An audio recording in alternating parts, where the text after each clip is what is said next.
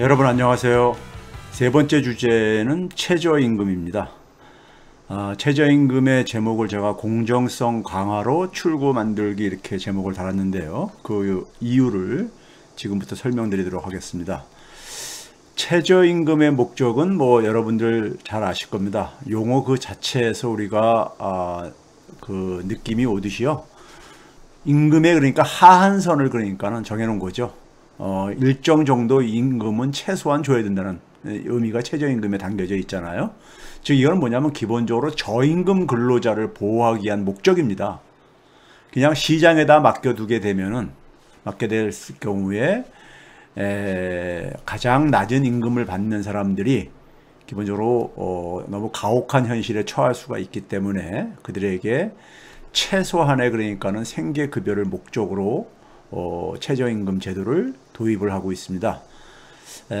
또 하나는 이제 이런 연장선에서 저임금 근로자 보호의 연장선에서 특히 저임금 근로에 노출되어져 있는 대상들이 여성 노동자라든가 그 다음에 이제 아동 노동자들이잖아요. 그러니까 우리가 아직 성년이 안 된 아동 노동자들이요. 그런 이제 그 대상들의 어떤 하나의 이 빈곤 문제를 해결하기 위한 하나의 목적도 있습니다. 우리 헌법에서도 그러니까는 헌법에서도 최저임금제는 헌법으로 보장되어져 있는 거죠. 헌법 32조 1항에 보게 되면은 모든 국민은 근로의 권리를 가진다. 국가는 사회적, 경제적 방법으로 근로자의 고용의 증진과 적정 임금의 보장에 노력하여야 하며 법률이 정하는 바에 의하여 최저임금제를 시행한다. 이렇게 되어 있죠. 못 박혀 있습니다. 최저임금제를 부정하는 것은 기본적으로 헌법을 부정하는 것입니다. 그 다음에 최저임금법 1조도 보게 되면은 목적에 보게 되면은 임금의 최저수준 보장 이겁니다. 최저수준 보장이고요. 그러면서 뭐냐면 근로자의 생활 안정과 노동력의 질적 향상을 꾀한다고 그렇게 돼 있어요. 이게 무슨 말이냐면요. 우리가 자본주의 사회 속에서는 그 이전 사회와 달리 사람들이 자신의 생계수단을 가지지 못하는 존재로 전락을 합니다. 그 이전 사회는 토지를 소유를 하지 못했던 간에 토지를 대부분이 이용할 수 있는 그러한 조건이었습니다.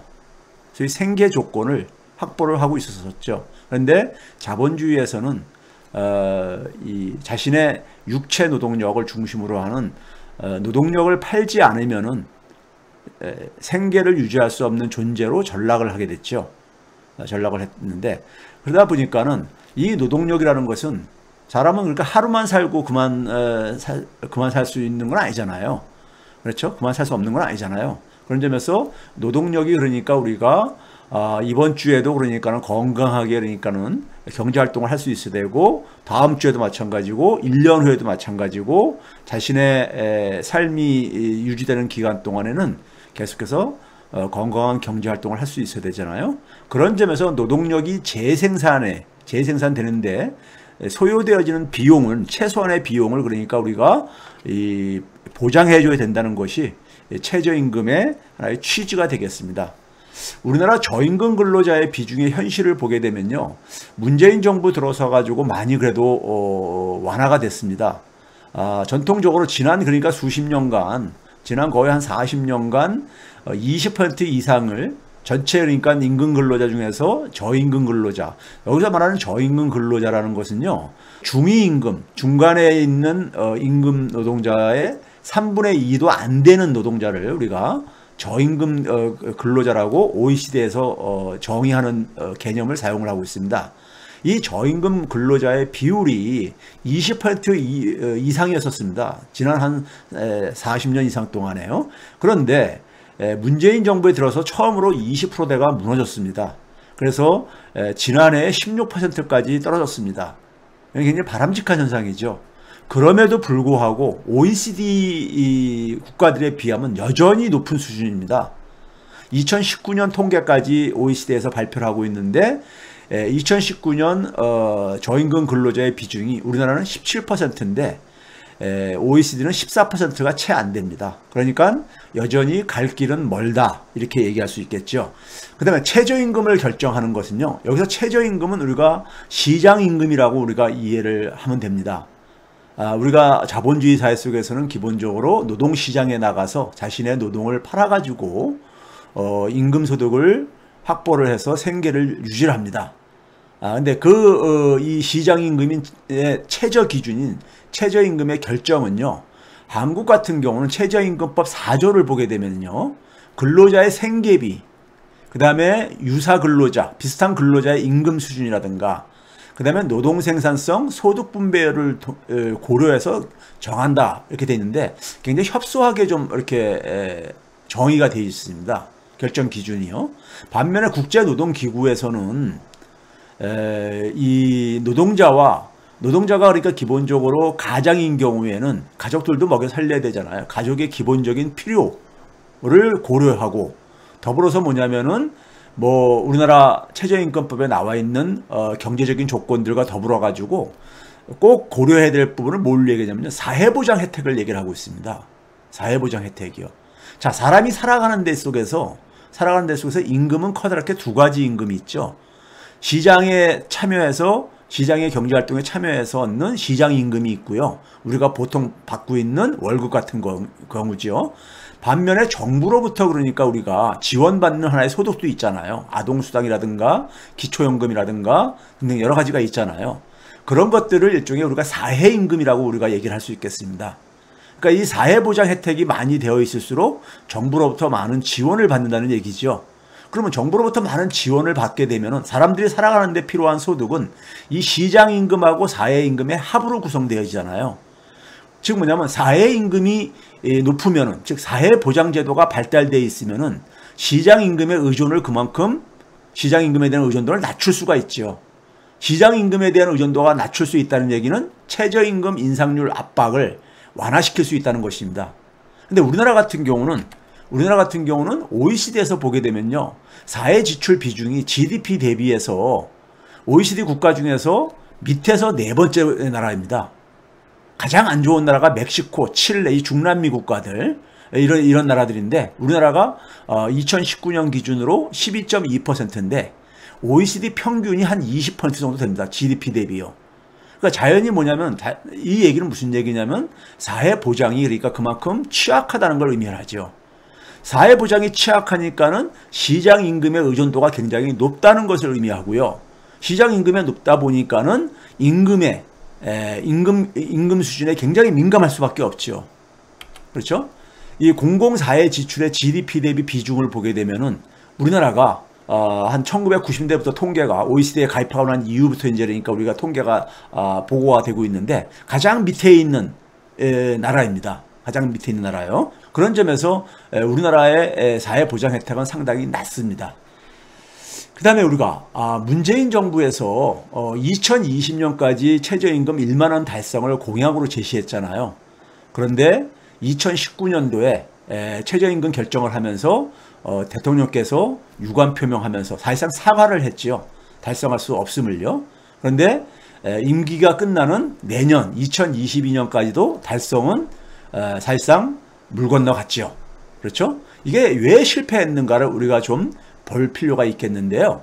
역대 정부에서 최저임금 인상률을 보게 되면요, 노무현 정부 때가 가장 높았습니다. 연평균 10.6%, 그리고 김대중 정부 때 9.0%, 그리고 이명박 정부 때 5.2%였었고 박근혜 정부 지난 4년간에 7.4%였었고요.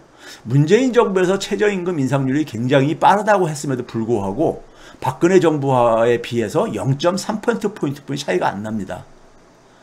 자, 이렇게 우리가 왜 그러면 문재인 정부에서 최저임금 1만원 달성 공약을 포기를 했는가? 사실 최저임금 1만원 달성 공약은요, 문재인 대통령만 제시했던 공약은 아닙니다. 2017년도에 심상정 후보나 유승민 후보도 그러니까는 1만원 달성을 공약으로 제시를 했었습니다. 나머지 두 후보들도 안철수나 홍준표 후보 등 경우도 2022년까지 이렇게 제시를 했었습니다. 그 얘기는 뭐냐면은 우리나라의 저임금 근로자의 문제가 사회적으로 상당히 심각하다 보니까는 그러한 이 사회적 공감대 속에서 1만 원 달성 공약이 나왔던 겁니다. 그런데 왜 이게 실패했느냐 하는 것은요, 우리나라의 산업구조에서 기본적으로 비롯되어집니다. 장시간 노동과 저임금 노동에 의존하는 이 사업체들이 굉장히 많이 있습니다. 굉장히 많이 있는데 어느 정도 있냐면요, 전체 산업에서 10인 미만이요. 그러니까 한 9인까지 고용을 하고 있는 사업장들을 보게 되면요, 2016년 박근혜 정부 말기 때죠. 2016년에 전체 사업장이 41%였는데 문재인 정부에서도 여전히 그러니까는 45%로 이게 완화가 되지 않고 있습니다. 물론 창업기업들 같은 경우는 이제 그러니까 우리가 또 이제 이 고용 규모가 작은 사업장이겠지만 대체적으로 고용 규모가 작은 사업장들은 아무래도 영세한 사업장이 많습니다. 제조업만 보더라도요, 2016년에 전체의 한 20%였었는데 이게 문재인 정부에서 22%로 오히려 증가를 했습니다. 그러니까 소규모 고용을 하고 있는 이런 소규모 고용을 하고 있는 사업장들에서 대개 보게 되면 장시간 노동과 저임금 노동력을 많이 그러니까 사용을 하고 있는 사업체들입니다. 이게 굉장히 많다 보니까는 최저임금을 빠르게 인상을 하게 되면 이 사업장들은 압박을 받을 수밖에 없겠죠. 이런 현실 때문에 사실은 중단된 것입니다. 또 하나는 이게 뭐냐면요, 표가 뭐냐면은 단위 노동 비용이라는 개념이 지금 표에 제목으로 붙어 있는데요. 단위 노동 비용이 뭐냐면요, 우리나라가 상품을 하나 만드는데, 상품을 하나 생산하는데 들어가는 인건비입니다. 인건비가 얼마나 들어가느냐는 겁니다. 인건비가 얼마나 들어가는 거네. 그러니까 상품을 생산하는 한 단위당 그러니까는 인건비라고 생각하면 돼요. 그런데 OECD 전체 국가를 대상으로 계산을 해봤습니다. 문재인 정부가 2017년 5월 달에 출범을 했잖아요. 그러니까 2017년 1분기를 100으로 놨을 때 올해 1분기까지 대한민국은 117.55로 17.5%가 증가했다는 얘기입니다. 그러니까 문재인 정부 출범 직전에 비해서 인건비가 17.5%가 증가했다는 거예요. 이게 연으로 계산하게 되면 4.1%입니다. 그런데 여기 보시게 되면은 파란색 글씨로 나와 있는 게 G7 국가들입니다. 미국은 문재인 정부 기간 동안에 약 55%가 증가한 거예요. 연 한 12% 반올림해서요. 옆에 나라는 일본도 한 37%가 증가하고 연으로 하게 되면 한 8% 이상이 증가한 겁니다. OECD 평균을 보더라도 한 56% 이상이 미국과 비슷한 규모의 56% 이상이 상승을 했습니다. 연 한 12%가 상승을 했습니다. 그러니까 우리나라는 대한민국은 한 OECD 평균에 비해서 한 3분의 1 수준뿐이 증가를 안 한 거죠. 그렇죠? 3분의 1 정도뿐이 증가를 안 한 겁니다. 그 얘기는 결국 뭐냐면은 우리나라의 인건비 증가율이 OECD 평균에 비해서 굉장히 낮다는 것을 의미합니다. 우리나라보다 낮았던 나라가 핀란드라든가 아일랜드, 그다음에 스위스 정도입니다. 우리가 OECD에서 네 번째로 그러니까는 인건비 증가율이 낮은 나라입니다. 임금 증가율이 낮다 보면은 노동자들이 그만큼 경제 성장의 혜택을 상대적으로 보기가 어렵다는 것을 의미하는 거죠. 그 다음에 또 하나의 현실을 보게 되면요, 이게 국세청 자료인데요, 경제활동을 하는 사람들이 그러니까 개인별로 봤을 때요, 개인별로 경제활동을 하는 사람 모든 사람을 대상으로 봤을 때 한 2,415만 명 정도가 됐는데요. 2019년도에요. 이 중에서 그러니까 우리가 이 하위 40% 정도가 월급으로 계산할 때요. 월급으로 계산할 때 2019년도 최저임금 기준으로 한 월급 소득 이하를 벌고 있습니다. 경제활동을 하는 개인별 우리가 소득을 봤을 때 한 40%가 조금 넘는 규모가 최저임금 수준의 월소득을 못 벌고 있다는 얘기인 겁니다. 못 벌고 있어요. 즉 그 얘기는 뭐냐면 최저임금을 그만큼 안 주고 있는 거냐, 그런 사업장도 일부는 있겠지만요, 최저임금을 받더라도 이 최저임금 월급 계산하는 것은 월 209시간을 기준으로 계산을 하는 거거든요. 그러니까 근데 풀타임으로 근로를 하지 못하는 사람들도 굉장히 많이 있잖아요. 그래서 소득이 낮은 사람도 있고요. 어찌됐든 간에 최저임금 수준의 월 수입도 안 되는 사람들이 경제활동을 하는 사람 중에서 한 40% 이상이 된다는 겁니다. 이렇게 저임금 노동자가 굉장히 많다는 얘기입니다. 거기다가 노동시간도 문재인 정부 들어와서 많이 그러니까는 주 52시간 도입을 하면서 좀 줄어들었지만은 여전히 OECD에서 네 번째로 높은 나라입니다. 2020년도에 1908시간입니다. 1년에요. 이거는 가장 낮은 나라인 독일의 1332시간에 비해 가지고도 약 570시간 정도가 많은 거고요. OECD 평균이 그러니까 한 1687시간이니까요. 이거에 비해서도 한 220시간 정도가 많은 겁니다. 일본도 굉장히 그러니까는 이 그 장시간 노동을 얘기를 하고 과로사를 많이 얘기를 하고 그러는데도 불구하고 일본보다도 우리가 얼마 정도요? 310시간 정도가 1년에 연 많이 일을 하고 있다는 겁니다. 우리나라 노동자들이요. 자, 그러면 우리가 이러한 이제 우리가 최저임금이 우리나라는 저임금이 현실인데 이거를 중단할 수밖에 없었던 거는 아까 얘기했듯이 부가가치가 낮은 상대적으로 부가가치가 낮은 이 규모가 작은 그러니까 사업장들이 굉장히 많이 존재하고 있다는 겁니다.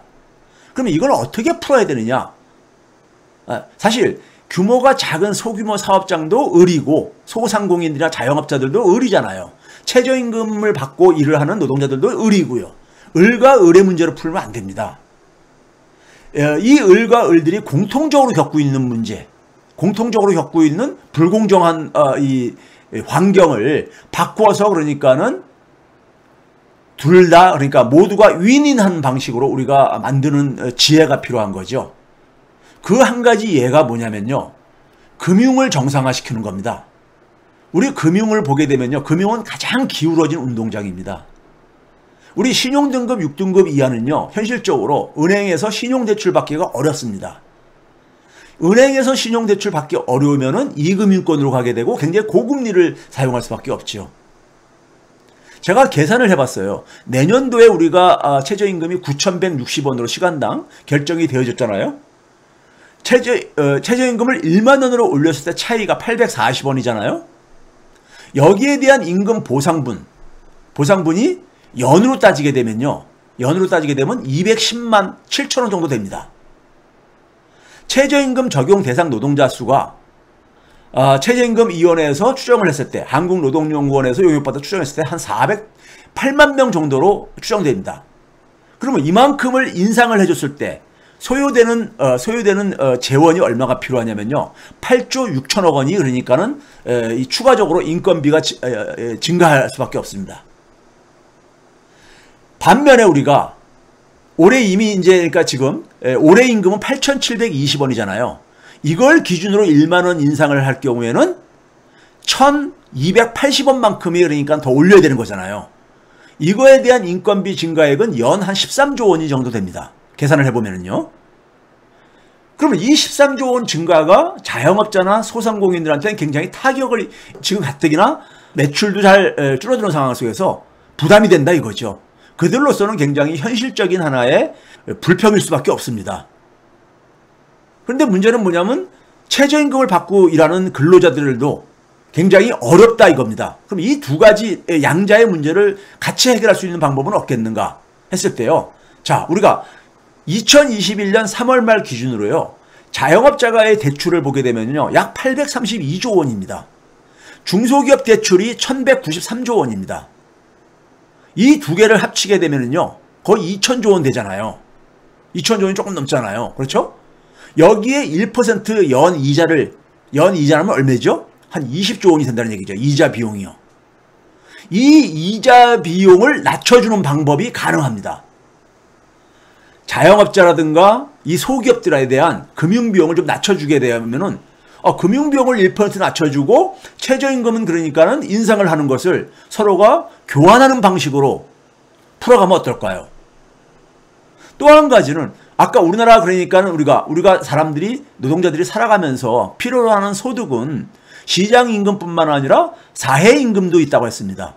사회임금을 우리가 확보하는 방식 중에 하나가 최근에 우리가 내년도 대선에서 지금 핫 이슈로 떠오른 기본소득 같은 경우를 도입을 한다면은 소득의 일부분을 그러니까는 이 지원해 주는 거잖아요. 정부 이전 소득으로요.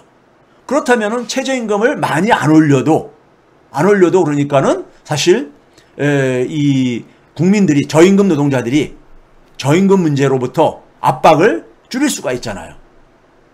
예, 이처럼 최저임금을 올렸을 경우에 고통을 받는 자영업자나 소사업체들의 입장과 그다음에 최저임금을 받아서 생활을 해야 되는 저임금 근로자의 문제를 동시에 해결하기 위해서는 금융을 정상화하거나 혹은 기본소득 제도를 도입을 해가지고 최저임금 인상 압박으로부터 좀 부담을 줄여주는 이러한 지혜가 필요합니다. 여기까지 최저임금 강의는 마치도록 하겠습니다.